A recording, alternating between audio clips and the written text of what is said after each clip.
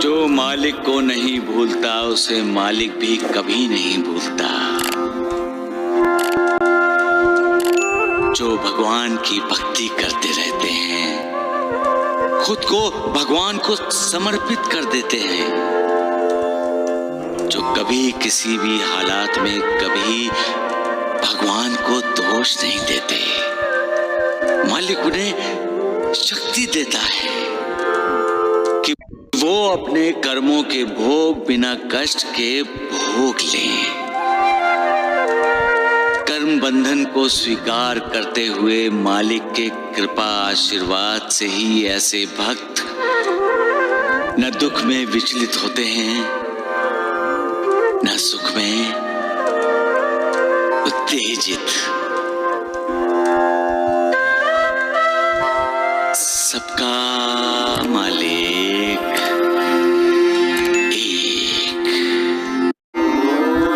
जिंदगी में सारे दुखों की जड़ है चाहत, इच्छा, ख्वाहिश। उम्मीद करना कि वो मिल जाए, उसे पा लूं, वो हासिल कर लूं। इंसान सोचता रहता है कि ये मिल जाए, वो मेरे पास हो, ये करूंगा तो इतना बड़ा आदमी बन जाऊंगा। और जब वो ख्वाहिश पूरी नहीं होती तो इंसान निराश हो जाता है। कभी कभी ज्यादा जोश में आकर फिर से पूरी मेहनत करके, पूरी ताकत लगा के जो उसे नहीं मिला था उसे हासिल करने की कोशिश करता है। पैसों के लिए अपनों को धोखा देता है, मालिक से गद्दारी करता है। और जब अंतिम समय आता है तब उसे साक्षात्कार होता है कि जिसे पाने के लिए वो भले बुरे मार्गों पर चला, वो सब तो उसे यही छोड़कर जाना है। पैसा उसके साथ नहीं जाता, साथ जाते हैं उसके अच्छे कर्म, पुण्य, लोगों की दुआएं और बद्दुआएं भी, कुकर्म भी और पाप भी,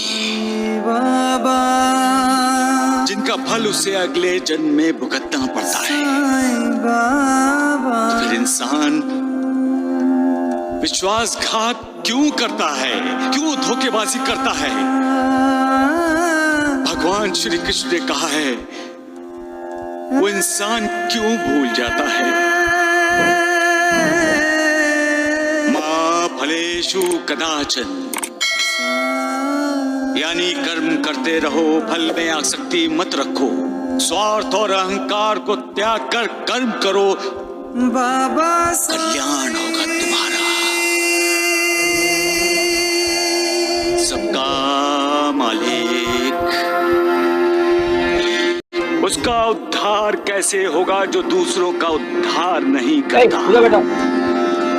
जो दूसरों का मार्गदर्शन नहीं कर सकता, उसको खुद को मार्ग कैसे मिल सकता है? कैसे? गुरु का कर्तव्य है अपने शिष्यों का उद्धार करना। एक राजा का कर्तव्य है अपनी प्रजा का उद्धार करना। समाज सेवकों और समाज सुधारकों का कर्तव्य है समाज का उद्धार करना। वैसे ही अपनी संतान का उद्धार करना माता पिता का कर्तव्य है। सारी दुनिया खिलाफ क्यों ना हो, माता पिता को अपनी संतान बीच मझधार में नहीं छोड़नी चाहिए। उसे सहारे की जरूरत हो तो संतान को सहारा देना चाहिए। संतान के लिए उसके माता पिता मालिक हैं। फिर माता पिता अपनी संतान से क्यों मुंह मोड़ लेते हैं? क्यों उनके आंसू नहीं पोंछते? उन्हें करुणा क्यों नहीं देते? उनका उद्धार क्यों नहीं करते? अरे ये रीत रिवाजों की, प्रथाओं की श्रृंखलाएं तोड़ दो और ये सोचो कि अपनी संतान को आनंद कैसे दे सकते हैं। अरे जब हमारे अपने बच्चे खुश होते हैं तब हम खुश होते हैं। हमारा घर खुश होता है, घर में शांति होती है, और जहां शांति है वहां भगवान है, मालिक है।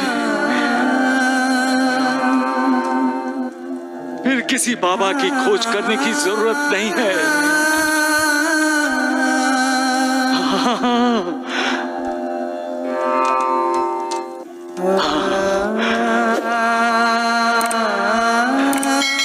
सबका मालिक एक।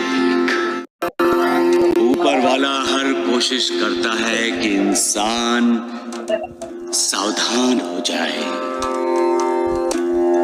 वो इंसान को मौका देना चाहता है, लेकिन अपने आप को बुद्धिमान समझने वाला इंसान मालिक की इस कोशिश को समझता ही नहीं। फिर भी मालिक इंसान को सतर्क करने के लिए नए नए तरीके अपनाता है। कभी कभी कोई बच्चा ऐसी बात बोल जाता है कि बड़ों को सत्य का साक्षात्कार हो जाता है, और कभी कभी कोई बावला अनजाने में इंसान की उंगली पकड़कर उसे सही रास्ते पर लाने की कोशिश करता है। हमें इस बात से सबक लेना चाहिए और अपने आप में बदलाव लाना चाहिए।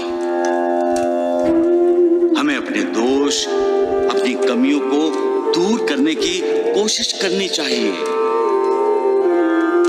जो ऐसा करते हैं वो भाग्यशाली होते हैं, क्योंकि वो मालिक की कृपा के भागीदार बन जाते हैं। लेकिन जो अहंकारी हैं, झुकना नहीं जानते, वो अपनी खामियों को, अपनी कमियों को दूर करने की कोशिश ही नहीं करते। उन्हें अपना अहंकार किसी अलंकार की तरह लगता है।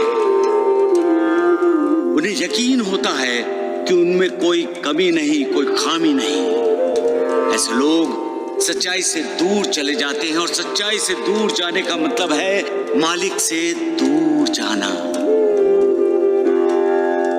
मालिक से दूर जाने का मतलब है अपनी प्रगति के रास्ते में खुद पत्थर बनकर खड़े हो जाना। सबका मालिक